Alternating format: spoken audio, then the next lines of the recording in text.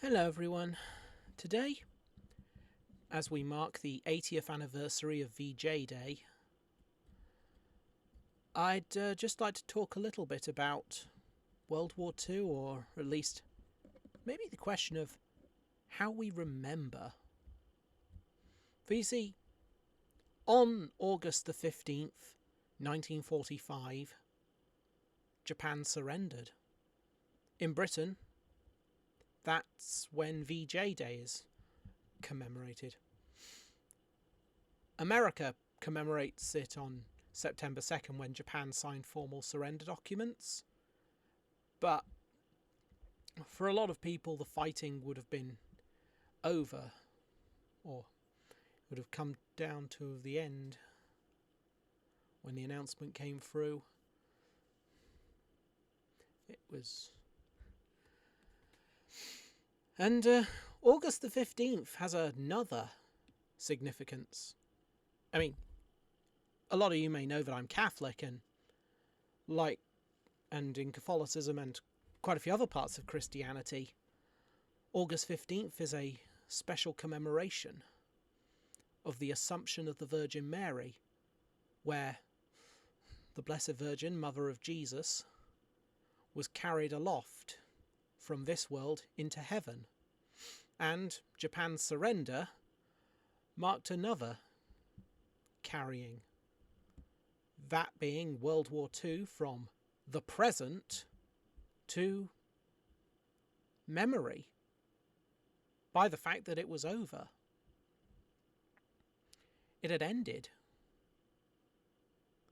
It would be the past for those who survived.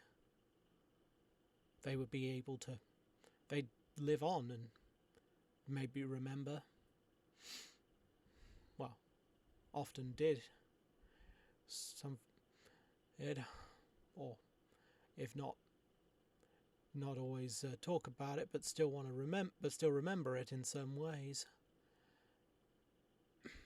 But that leads us, perhaps, as time goes on and we get to that point where fewer and fewer people who lived during World War II are still around with us today, we start facing that other question. How do we remember World War II? I mean, it's clearly a well-remembered time in our history, hence I'm showing you footage from a game I've played on and off since I was 9 about the Second World War. And there's plenty of World War II media about. Some very powerful, triumphant, with great orchestral pieces of GIs storming the beaches and going forward and doing great heroic things, or the Tommies. Let's face it, even here in Britain, we also had a lot of comedy programs about World War II, like Dad's Army, 'Allo 'Allo, It Ain't Our Fault Mum, which was set in India among an entertainment corps. And of course dramas like Wish Me Luck, Tenko, plenty of other, and I'm sure what country you're watching this from, because I understand a lot of my viewers are American, Australian, Indian, and quite a few other places. Maybe you too have a lot of World War II media, and there's games as well.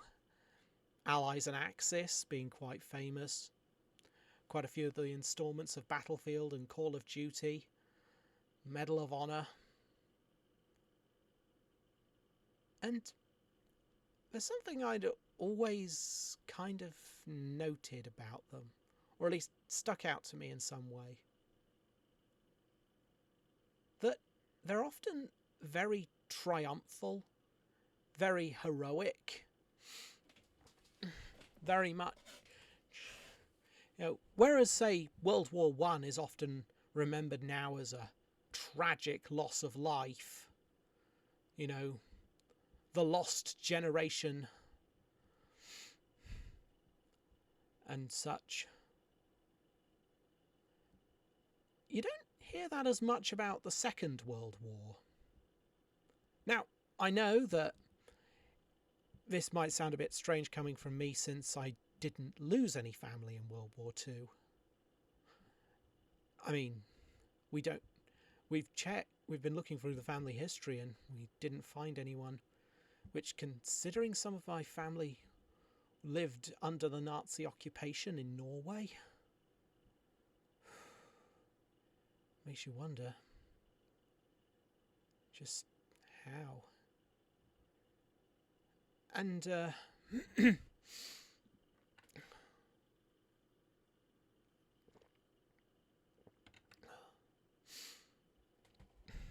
but, well, yeah, my granddad was a teenager during the Blitz. Yeah, living in London. And one of his relatives, my great uncle Bill, he was in the Lancasters. Flew over Germany. He was a mid-gunner. Always claimed it was the least important role, I'm told. Never got to meet him in person, but I was told he regarded his job as the least important because the front or the rear gunner would have probably got them. And I think something said like that, you know. But anyway, he apparently didn't think his job was the most important. He thought his was the least important on the Lancaster, is what I'm trying to say. That's what he used to tell people. Yeah. I'll get back to that point as well, but the point is with him, I mean, because of course we're talking about VJ Day, somewhat, and he never went to the Far East, which is what the British sources refer to the Pacific Theatre as, in case you're wondering. But they were planning to send him to do bombing missions over Japan, which would have meant flying in extremely low. Low to the point where someone with a rifle could shoot at the bomber. As you can imagine, that was a very dangerous place to be in.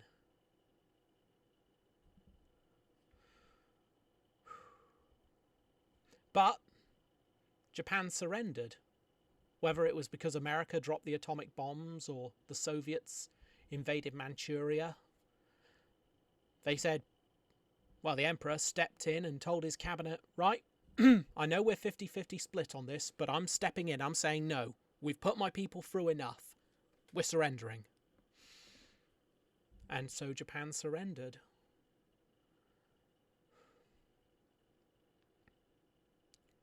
And then, I mean, some supporters of Japan's old regime tried to seize the broadcast before it could be sent out, but the palace guards stopped them. But anyway, point is, the war ended before Great Uncle Bill could be sent to Asia. And then apart from that, there was my Nan's late husband, Pop, as we call him. He was born in Hong Kong in 1935. So it would have been 10 as the war ended, or thereabouts. And then he was the son of a teacher in Hong Kong, and as a small boy he had to be evacuated. He and his mum and family got evacuated because they believed Japan was going to attack the city, which Japan did. And well, then that's really all the family connection I have to the Far East. Although, there is another side to this, because my granddad's neighbours they had another connection, and they lost their only son in Burma, which has led me to that question of loss in some ways, because, as I say, World War II is often remembered very triumphantly, almost a sort of great, well, to borrow a phrase from the Soviet and later Russian nomenclature, a great patriotic war. We're all in this together. The working classes across all nationalities came together to fight the fascists that were coming to destroy our homeland.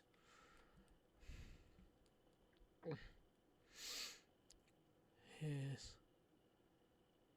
And because of the various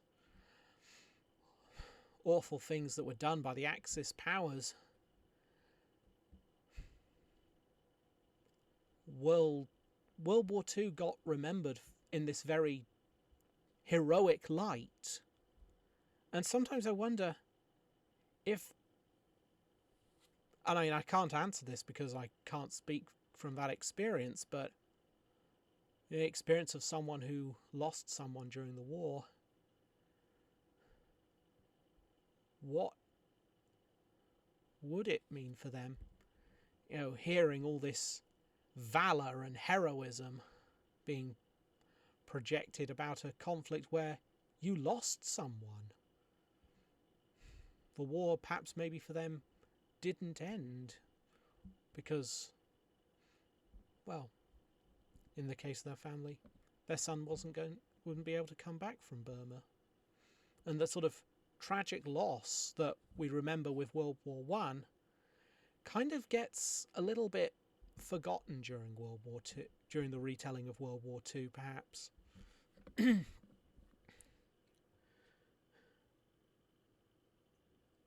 Right or wrong, it's still always wondering whether there's that space to grieve.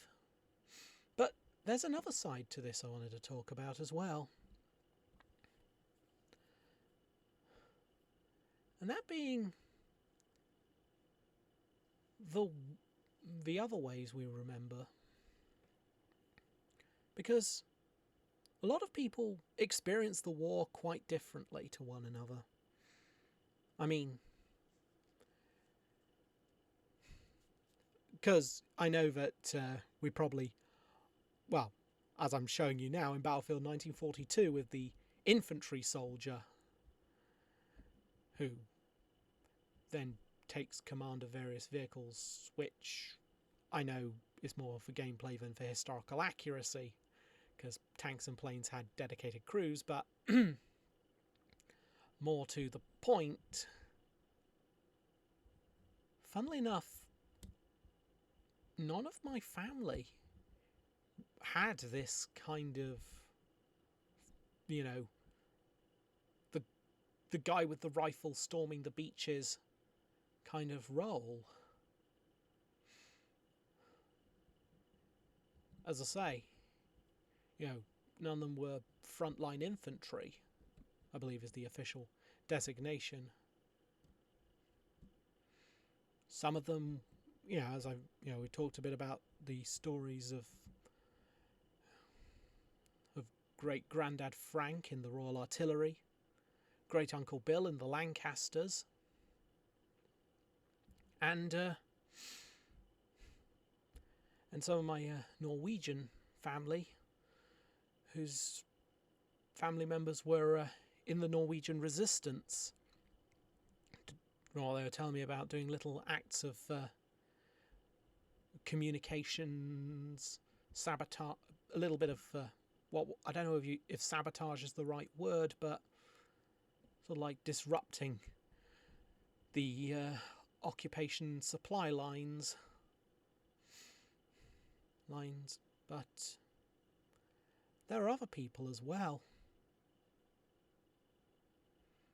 like my great-granddad Ted, whose war was a lot quieter. He was a maintenance person at a maternity hospital, which was a reserved occupation because the government recognised that, as we know from the last few years, it can be very difficult to fight a major disease outbreak when you're not also fighting a global war. So when you do have a global war on your hands, the government recognised that you probably need to have someone to make sure that all the mums can have babies safely, so that, you don't have a massive disease outbreak on the home front, or all your babies die of hypothermia. I mean, think of it.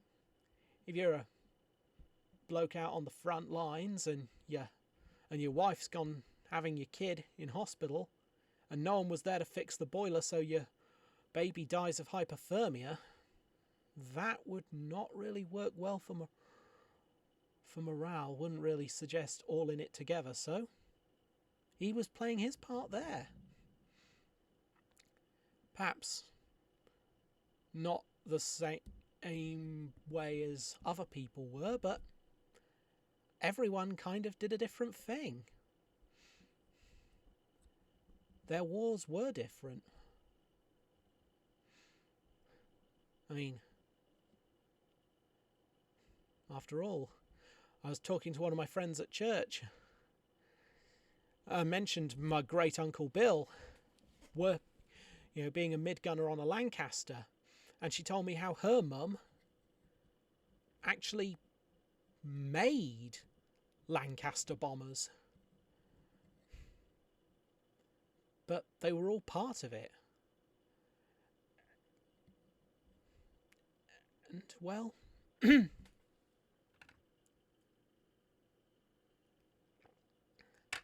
it's probably one of those things about this kind of world war. I mean, it's sometimes claimed to be the first war where more civilians than soldiers died, although historians debate that, whether maybe something like the 30 Years' War might have been the first one. But it is also true that in the Second World War, more civilians than soldiers were killed in Britain's case, more British soldiers died in World War I than World War II. But point is,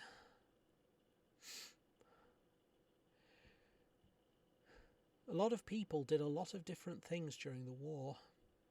A lot of played their own different part, and many of them came to get brought together by, and I'll tell you what, the war, that moment in time where people were doing that, which was the conduct of the Second World War, the war effort. May never met. I mean, great-granddad Frank and great-granddad Ted, I don't think they met, because I don't know I can't say the exact reasons why, I'm not entirely sure, but still, people all playing their part to make the final victory happen. And even now, as I say, it can bring people together, like, as I say, with my friend whose mum worked on the Lancasters and may well have built one of the Lancasters that my great uncle flew in.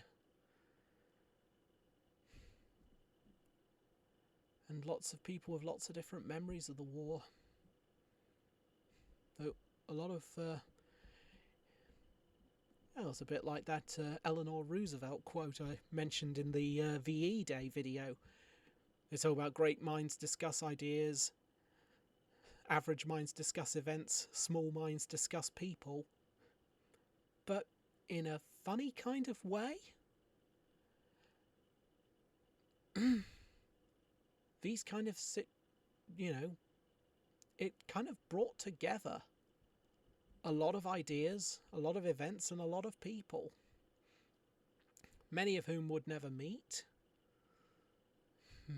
And then afterwards we see what happened. And the world, that tomorrow, because, maybe they were looking forward to a better future.